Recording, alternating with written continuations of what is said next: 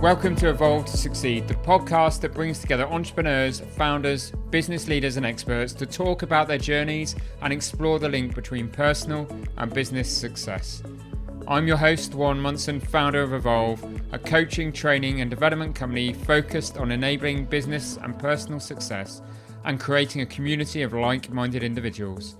Whether that be through our peer groups, one-to-one coaching, our training and development programs for you and your teams, or through our content and events, our mission is to get the best out of each individual and inspire them to be better both in life and in business.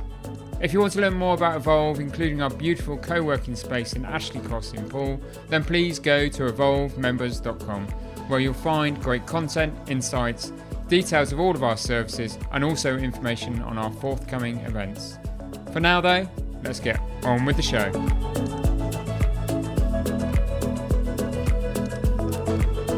My guest this week is Levent Yildizgoren, co-founder of TTC wetranslate, a multi-award-winning translation and localization company formed in 1992.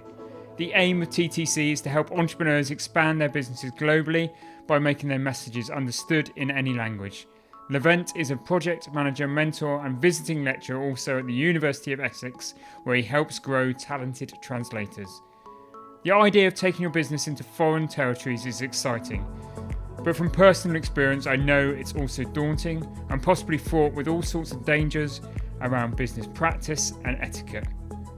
With the world apparently opening up for easier travel again in 2022, fingers crossed, I thought it was both pertinent and interesting to hear from Levent about the complexities of establishing trust and building relationships with different cultures, mistakes to avoid, as well as how to know whether you are ready to expand internationally. During the course of the conversation, you'll hear some of my own personal experiences, and you'll also learn the methodology that Levent has developed for taking your business overseas. It's a really interesting and worthwhile conversation. I do hope you enjoy.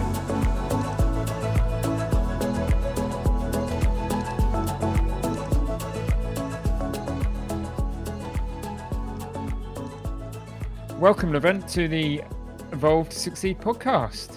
Thank you, Warren. It's great to be with you. Well, it's great to have your expertise on the podcast, and having worked with a number of clients over the years, both exporting and driving business into mainland Europe, but also into China, the Far East and Eastern Europe, and also the US. I know there's many pitfalls to be had when you're looking to expand into new markets. And during the course of this conversation, hopefully we'll pick up on some of your expertise, your knowledge, your experiences, share those with our listeners, and take it from there. Sounds great. I look forward to it. And so I suppose I'd start with a little bit for our listeners about your background, Levent, and your experience of helping others export and your own personal experience, maybe. So perhaps a little bit of background to you. Right. Yeah. Thank you. Well, I have been working in language industry the last 30 years. And during that time, the businesses that we've been working with, they want one thing, to grow their businesses internationally. In the first couple of years, our concept, the context of our work was translating from English into multiple languages, providing translations to the clients, and they were very happy, and it enabled us to grow our business. But after a couple of years, you mature, you learn things. Then we realized that our customers were not really interested in different languages. All they were interested in growing their businesses internationally, because you wouldn't want to rely on a single customer in any market. So why rely on one marketplace when companies grow internationally? There are so much more opportunities. When we realized that actually our customers rely on our expertise to connect with their customers in international markets, we started reframing our offer. So if they came to us and said, look, we want the whole website translated, we would ask questions. What is the purpose of translating the whole website? And if they were to say, which is often the case, we want to test this market, we've got a flagship product, then we will say, well, dear client, yes, okay, we wanna earn money, but do you really need the whole website translated into German because you want to test the market? And that brought us, elevated our position to a different level. And working with dozens of customers over 30 years, we realized that we actually can consult, can give directions to our clients in regards to expanding into new markets. And our clients appreciate that. And so my experience coming from, I gave you a long version, started with doing various translations, user manuals, websites, agreements, contracts, and then in couple of years later, we found ourselves actually in a position to advise our customers best course of action to connect with their target audience. Brilliant, thank you. And I mean, some great experiences there, and you'd have seen lots of case studies and people that have done it well over the years, I'm sure, and people that have hit some of the challenges and hurdles, and because it's not easy, is it, from Yeah, on a no, multiple level perspective, and yeah, we'll yeah. touch during the course of this conversation, I'm sure, on etiquette and culture and all of those kind of things. But what do you see as some of those advantages of growing globally? Well, there are many advantages of growing globally. The most apparent one is that, for instance, I mean, from our own experience, we are a small company with employing 10 people, and about 25% of our revenue comes from international customers. Mm. And during the various recessions we've gone through, I think the last one is 2008, and we didn't we weren't affected as much as other small businesses because we had we had revenues coming from international customers. Because we make a lot of payments internationally, the euro pound to euro exchange rate overnight changed into our disadvantage by 20-25%. Yeah. Had we not had any revenue coming from the eurozone, I wouldn't know what to do. That matching of revenues and payments is actually one that is, obviously as an accountant, I understand it, but when you see the impact it has to, it's natural hedging of exchange rates, isn't it? Yeah, yeah. So then we realized that actually international having international presence is very advantageous, because if one market is kind of stalling or declining, there's Mm. always another market that is on the rise, on the up. And when a company has a good service or product, then by some modifications, amendments, they can easily package it for audiences in other countries. Yeah. So this is I think that's the biggest advantage.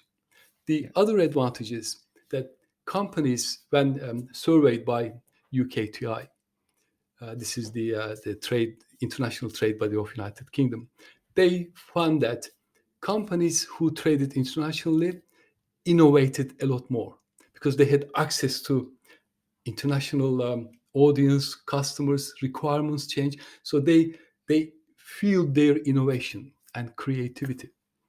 And the other one is, of course, like the first one is the growth. They do not have to rely on one market. Mm. And if it's a product-based company, it gives them a major advantage of distributing their products stock according to the requirement. So if they can't sell the product in one country, they can ship it to another country. So it gives them a great logistical advantage. Do you see a big difference between, we touched on that, you mentioned product and service, those businesses that you've worked with, and clearly you're a service business, but how businesses should approach export if they are a product business versus a service business? Great question. The first image that comes to mind when we talk about export is like big shipments of products Yeah. and containers and Pallets and containers pallets of and products. and the Yeah. pallets and the lorries. And yes, of course, the product export is very important, but the service export, actually, the the service industry in the UK, I'm sure you'll have a more accurate statistics on that. The service industry in the UK is few times bigger than the actual product Mm. industry. So the service exporting is as big as, if not bigger, globally than the products exporting. I mean, we have you. I don't know if I mentioned, I've published a book called Good Business in Any Language. And during the writing the book, I had an advantage of doing a lot more research into the experience of UK British companies and come across a company called Tangerine.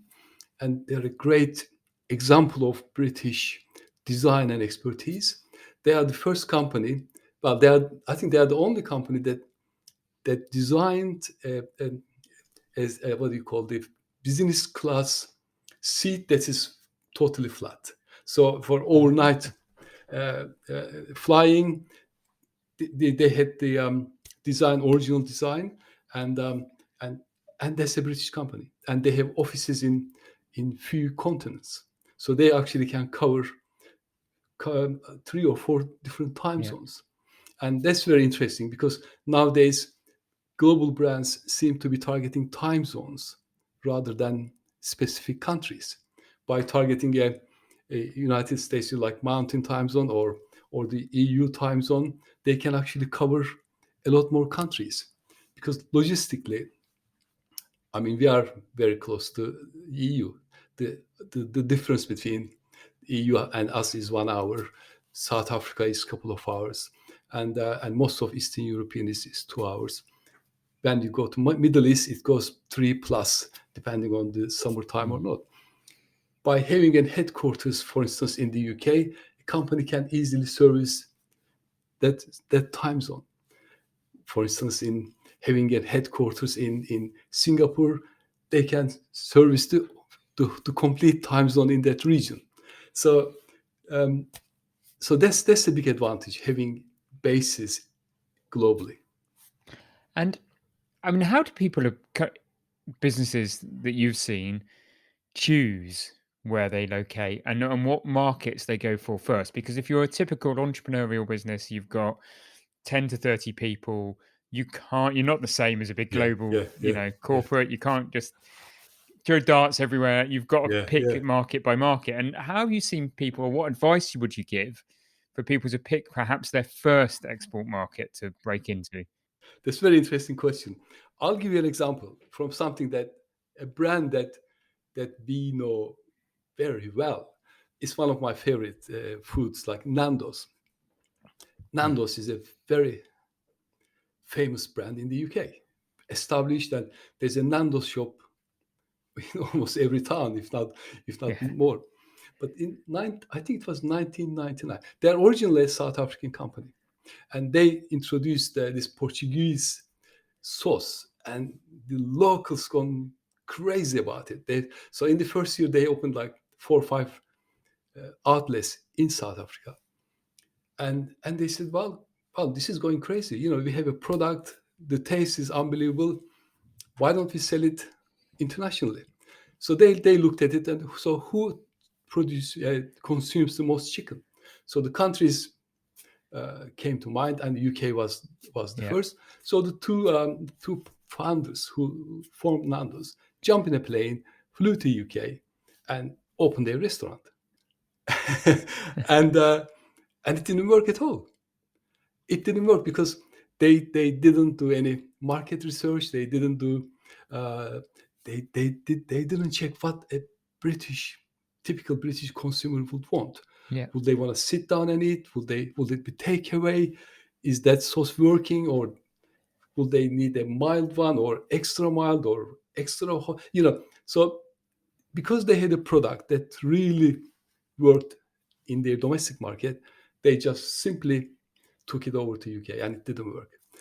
They were not discouraged by that. They went back, came back, and the rest is history. Yeah. So there are so many examples of companies doing really well because they do market research. They they make sure that the target audience in that market culturally and linguistically are receptive to the product and the marketing, because marketing comes first. It has to advertise Yeah. various brochures and stuff like that. So it needs to be adjusted for the target audience. Culturally, I mean, for instance, if you think of TripAdvisor's logo is owl, and Yeah. owl is a symbol of wisdom, isn't it? Well, in the West it is, but in Chinese culture, owl is not a wisdom of wisdom. I think it symbolizes death and old age, and I think more death than old age. So using colors and symbols that are suitable for the target audience is the most important barrier that brands have to overcome before they can have any succession. And Yeah. there are so many examples for that. And and that is the challenge, isn't it? When you're a small business and you look to put your foot in, a market overseas, and maybe we should talk about, how do they know that they're ready to expand. But really, the biggest thing is that cultural thing. And as I Yeah. say, having been with clients and started and looked to start a business in China myself, and All right. yeah, Wow. and I've hit some of these hurdles and challenges, and made some of the kind of mistakes. And it isn't, we all know the world is a big place, and we all know that different countries and cultures are completely different, but it's not. And but when you go and travel as a tourist, you see Yeah. some of that and you Yeah. start to understand it. It's when you start to do business, things can be completely different, Yeah. can't they? Yeah. Yeah. Yeah. Yes. And how do businesses in the UK find out about how they should behave, and what some of these kind of cultural misunderstandings could be? Right. Right. Again, great question. I think it is so critical to do the initial market research, and it can be done desk based, because the one of the things that, if you want to expand to one of the European countries, is easy. You can, I mean, Mm. okay, we have, with the pandemic we have certain restrictions, but normally, going to France, Belgium, it's no big deal. Germany, Holland, it's so easy to arrive. Oh, But bring in back some those countries, days when travel was easy. yes, yes, yes, and we do miss those days. But some countries, traveling is really, Yeah. takes planning, cost, and everything. But what I noticed, that by looking at various global brands, I noticed one tendency. That tendency is that the companies who have succeeded well internationally, they almost all of them apply a methodology to their expansion. So it wasn't like a spear of the moment. It wasn't like they saw an opportunity and grabbed it. Of course they did, but Mm. behind it there was a methodology. And I thought, well, this seems to be the biggest differentiator. So I said, okay, what's that methodology? What this methodology could be for a small to medium size company who wants to go international. And starting with the market research. And can I, on that point, can I mention the methodology that I developed, or not? Absolutely, yeah. Yeah. We want to hear about that. Definitely, we want Okay, the hints excellent. and the Sure. tips. We So want the I knowledge, wasn't Levent. sure whether Yeah. yeah. Well, what I did, once I realized that it is the methodology that is making the biggest difference for a company to be successful or not, I said, okay, what could be this methodology? Looking at the big brands like Apple, Samsung, Lego, and those brands are so well developed, and the difference is very minimal. What I mean by that is, if you walk into a Lego shop in Korea and you walk into one in London, other than the language differences, Mhm. there's no difference. It's the same customer service, same approach, and everything is localized for the customer. Apple is a great example. You Mhm. walk into an Apple store in London, the first question they tell you is, what's it you want to achieve, or what's it that you want to do, and they take you to that suitable product and let you play with it. And it's the same thing in any other Apple Yeah. country. So this, they had this consistency in their brand.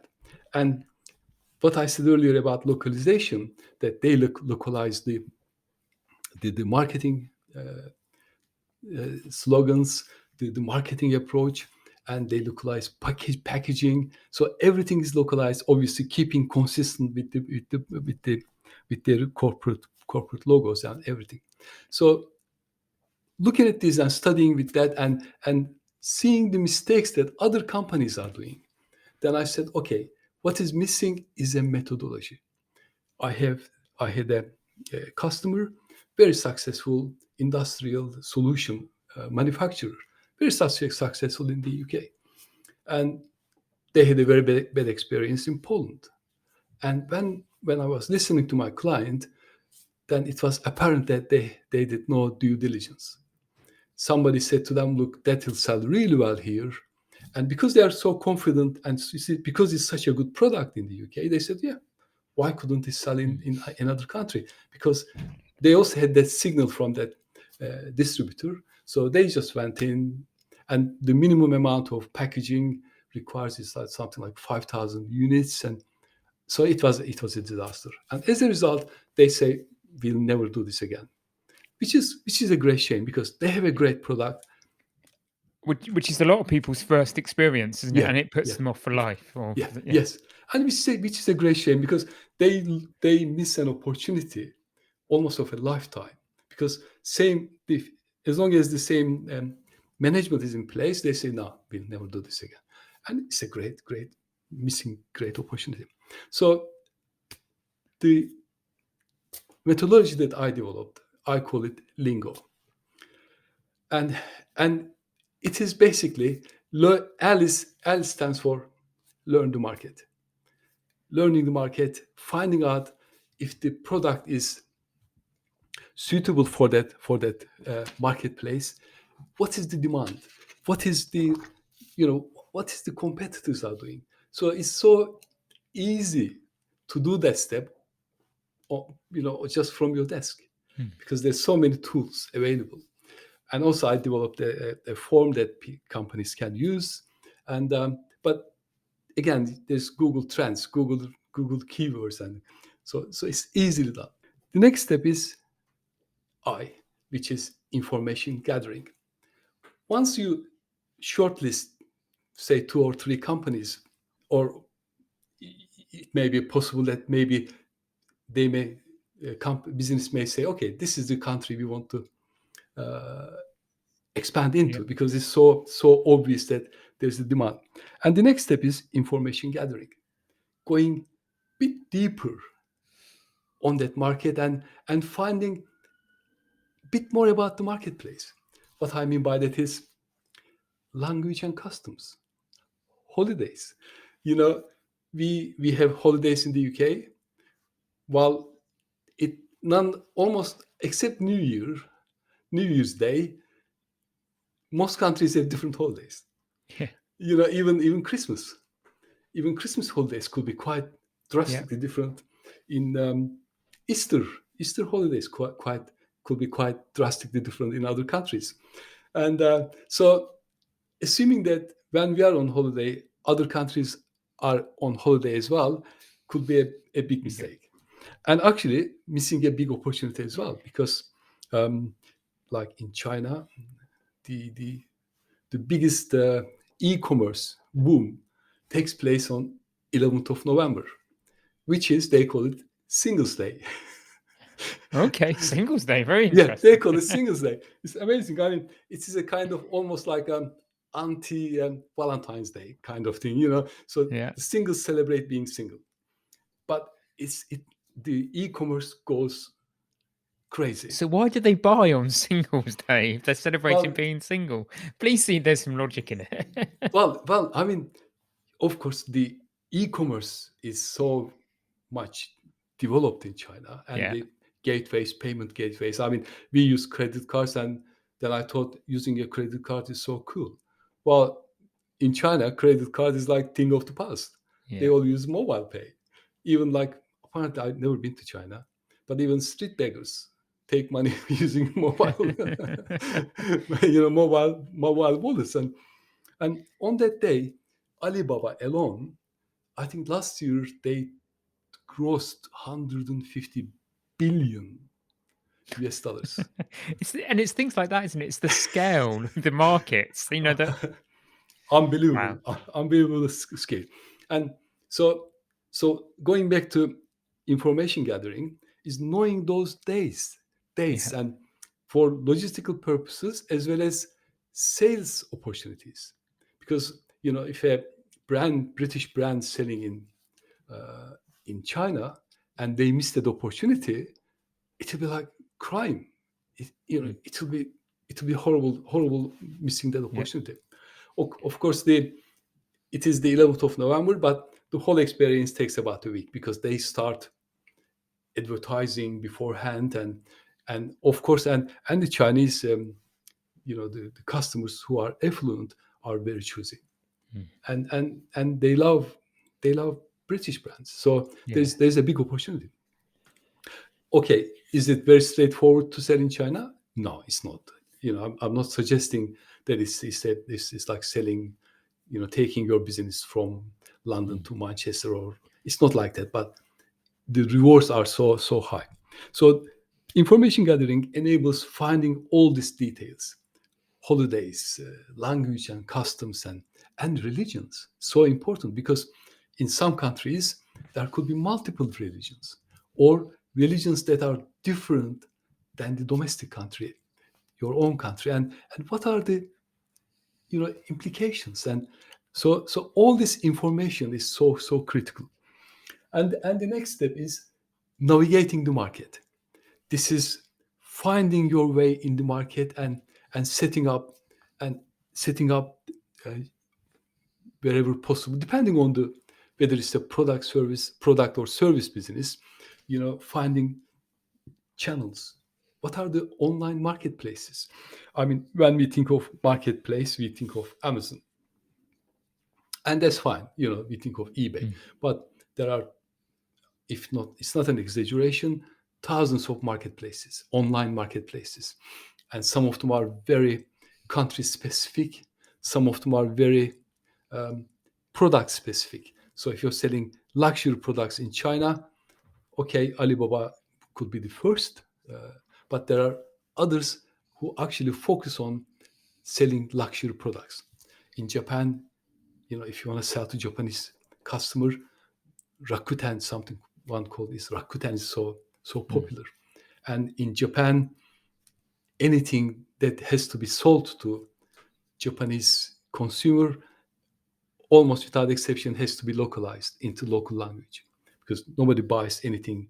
Okay, if it is something like a very high ticket value item like Rolex, you know, because everyone knows Rolex, everyone. So or if they're buying a very expensive brand, then Mm. they may not care. But They're buying the otherwise, brand, aren't they? They're yeah, not yeah, buying the yeah, localization yeah. aspect of it. Yeah. But most other, well, 99% of other products has to be localized.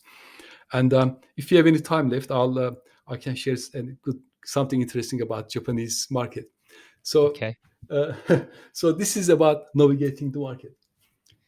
G, the next one is G. G stands for go operational, because gathering all this data is important, of course, but going operational is the next stage that needs to be done in a timely manner, not rushing, but in a timely manner. If it is not done in timely manner, a competitor may walk in, and they may company may lose the momentum. So going operational, are we opening a shop there? Are we going through a distributor? Are we going to have a representative? Are we going through a online marketplace? So making a decision and making that happen. And depending on the size of the operation, you may have to hire people. And if the hiring is done, what is their in the previous Mm. stage? Of course, you would have already found the legislation, the hiring staff, what are the working legislation, so that there's no surprises, there's no barriers. Because in the UK the working regulations are not same as in another country. There are so many colorful aspects that companies has to pay attention to. But all this may sound complicated, but there are so many solutions available. You know, if it's a large corporation, they may start their own operation. If there's a small company that wants to employ 2 people, there are solution providers that does all the payroll, all the national insurance contributions, all the tax elements. So you don't have to open a branch thinking that I can't deal with all this. There are companies who does these services. So this is going operational. And the last step is O. O for managing operations and looking into mitigating circumstances. Because once you're going operational, the next stages are very important that needs to be closely monitored. Is it working? What is happening? Are we, is the sales of whether it's a product or service going as planned? So checking all this stuff, closely monitoring, it's almost like setting up a new company without having to go through any product or service creation stages, because the business have already a good product or service in their home market. So Lingo 5 steps that kind of gives a framework to any business that can actually enable them to expand it into new export market without having any major surprises along the way. Brilliant. I mean, I love that lingo. I love that learning, um, information, navigating your way into the market, going operational, and then operational management. That's a great way to think about it. And I can see how that, that step-by-step guide could get, businesses, whether they're service providers or product providers, into the market. I suppose one of those things, the key elements there, so that people don't make expensive mistakes, are that kind of learning and information, those first 2 stages, because that's where people can explore multiple markets and then select the one right for them. Yes. But again, smaller businesses haven't got huge budgets. Are there free tools and resources out there? Where do people go? I mean, obviously there's Google, isn't there? Just putting things into there. But where else can people go to gather some of that information and seek some of that learning? Google is a great place to start with. There's a tool called Google Trends. If you type in your website and your product, it tells you the trend in that marketplace. So that's a great tool. And the search volumes. So if I have a customer who wants to sell hangers to Germany, and they can actually go to Google, create a keyword account, and then actually they search for hangers for. I didn't know there was like almost 25 different hangers. So I wouldn't know that either. Learn something new every day. So is it the hanger? So what is the German consumers prefer? Now, plastic is a big no-go for British consumers. What is the take in Germany? Do they prefer wood? Do they prefer metal? Do they prefer plastic? And what is the one that is most famous? Is it for trousers, skirts, blouses, coats, and ties? And so they need to do those research before understanding the requirement. So by looking at these volumes, they can see, okay, the biggest demand for hangers are for skirts, and it's a metal hanger, not the plastic one, not the wooden one, because wooden one is very thick and takes more space in the wardrobes, etc. But obviously, there's a couple of tricks there. Doing a research with English terms in Amazon doesn't produce the right results. So it is important that the localized search keyword needs to be used if somebody is doing a research in Google or Amazon. I mention Amazon because obviously Amazon is for products is it's the biggest database available for product based And it is a route to companies. export markets, isn't it? Absolutely, it's an online It's a marketplace, simple route to export and markets. you Yeah, know, and doing that research for with the suitable keyword for that product that will give the right results. So, and of course, um, they can. Anyone is interested, my book is available. I mean, that's the unashamed plug in there. go get the plug-in. you know, so the book is available in Amazon in the ebook version for 99 pence, and it will give a lot of tools and as well as a form that I developed that they can use as a kind of checklist that they can Brilliant. use to see if the product or service is a demand in that country. Do you see that so there used to be grants and available to businesses looking to expand overseas? Are those grants still available? If so, where can people go to find out more about those? Excellent question. Because when companies want to do something, they they get excited and focus on actually getting the job done, and they may not look around for support and advice. Actually, there are. I mean, the grants and what's available changes on almost monthly Yeah, basis. it's hard to keep up with, isn't it? Hard to keep. Yeah, But generally, I mean, the latest grant that is available, again, this may not last for a while, but there's a match funding, 50% match funding by international trade. That was the last time I heard. So any company, there's a certain criteria that they need to meet, and then if they meet the criteria, business can get a 50% match funding from the government, from the Department of International Trade. Now, the money they can use for localization, marketing, market research, and it's really good. yeah, There's always something available for a company. Um, in my experience, I don't think any business didn't do expansion internationally because lack of support. yeah. Support is there. There's always support in one shape or form. Brilliant. And I suppose as we kind of, start to draw our conversation to an end, we should talk about culture and etiquette. And I suppose I'd ask you, what are the top three cultural misunderstandings that you've seen and what are the three to avoid, maybe? well, excuse me. Well, there are.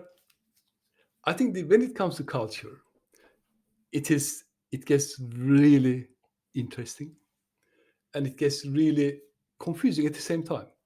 I think I think the biggest. I mean, it's impossible to know every different culture, every different aspect, and what is right, what is wrong.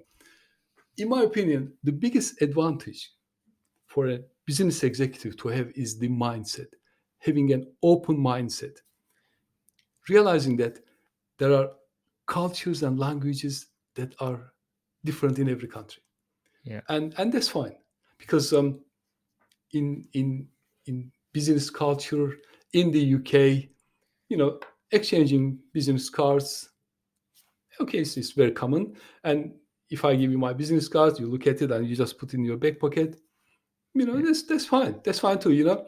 But in some cultures, that could be taken as a kind of insult, yeah, you know, receiving a business card in two hands and then, you know, and then reading it, processing it, and then holding it in your hand is a sign of respect for the other person.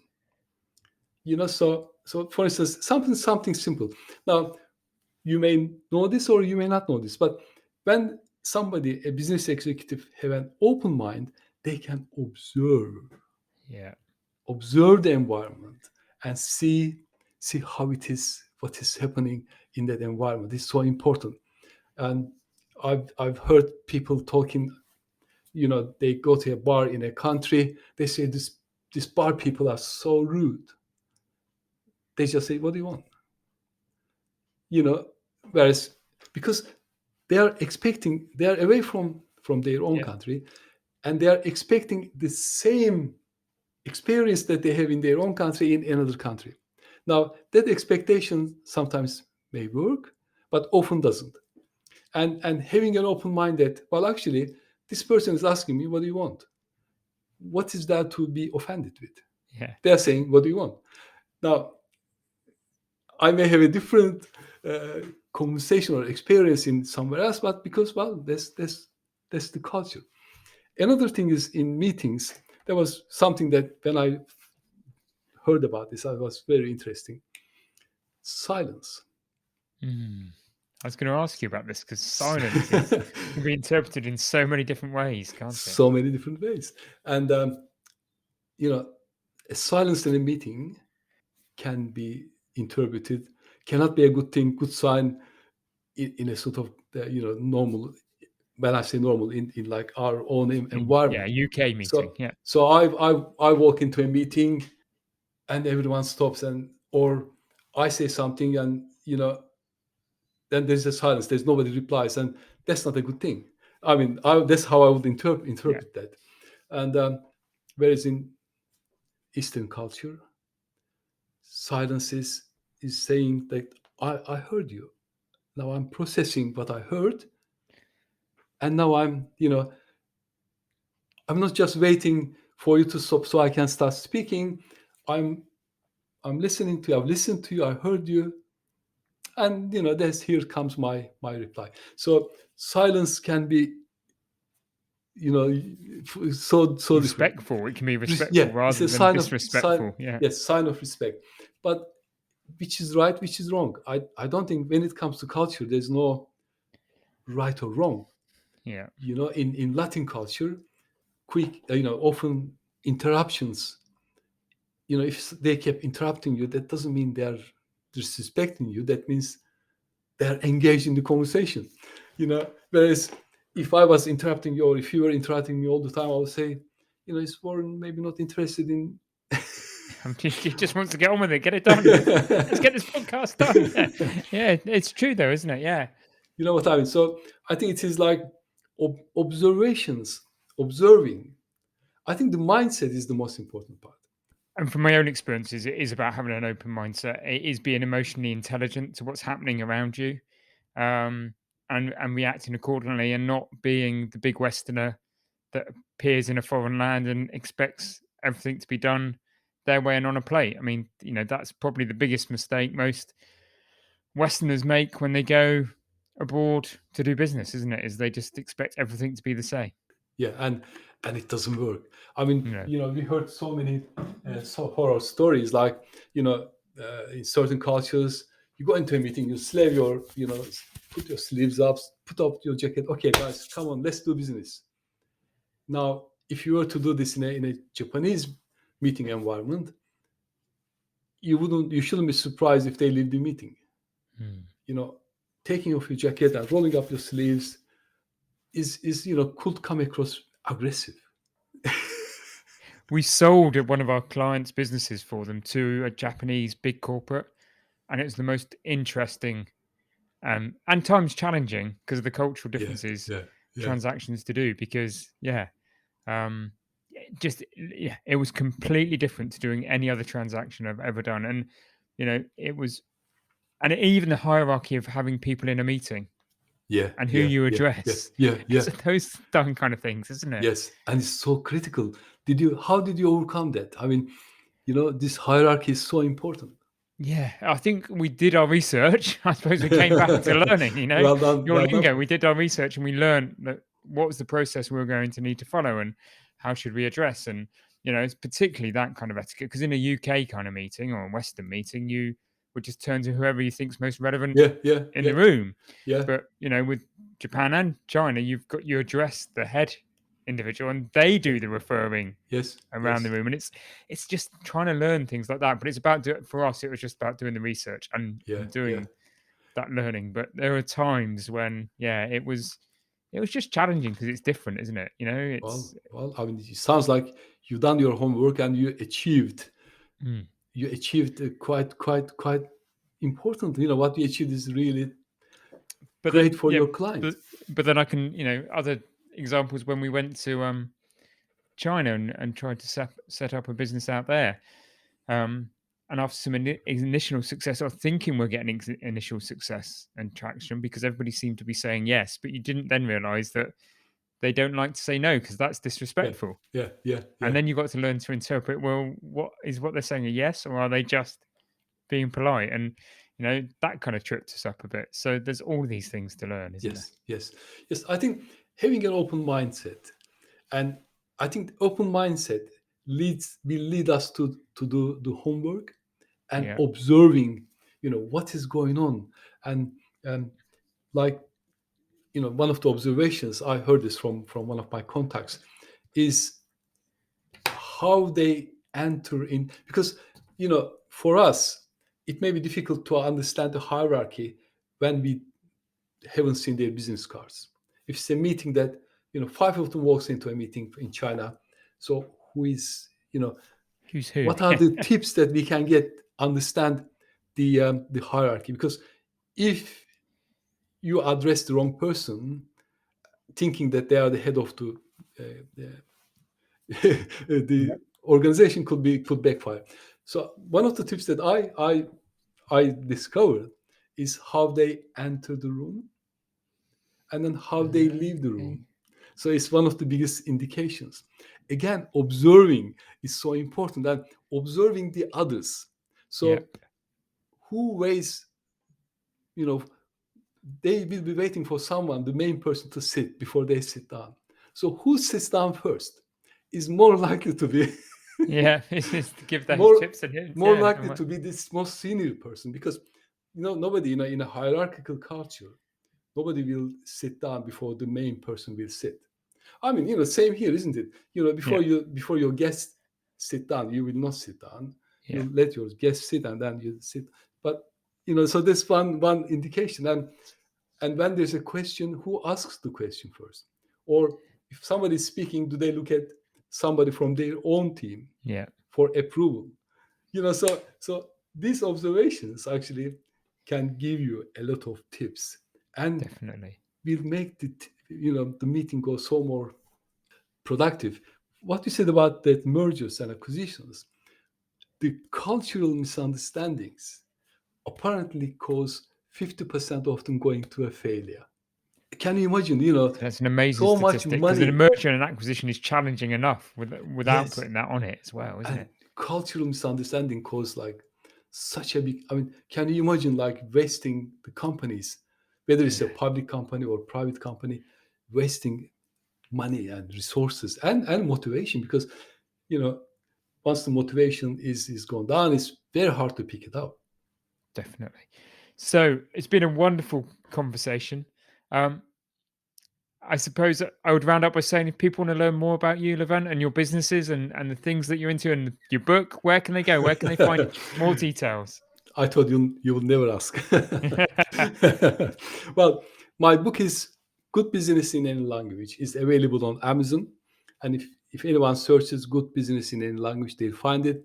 The ebook is available for 99 pence. The paperback is for £9 or something thereabouts, and my company ttcvtranslate.com is there to give advice, support for localization, translation, or just having a chat, because we love talking about international global growth, and we love to talk to companies who are keen to learn. And whether we do business or not, we'd love to speak with them. And I'm also on LinkedIn.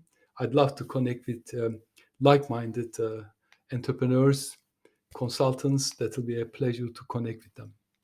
Brilliant. Thank you. Thank you for being a wonderful guest on the Evolve to Succeed podcast. Warren, that was a real pleasure. I really enjoyed it. Your questions were very energizing and very sort of detailed. So thank you very much for that. Thank you.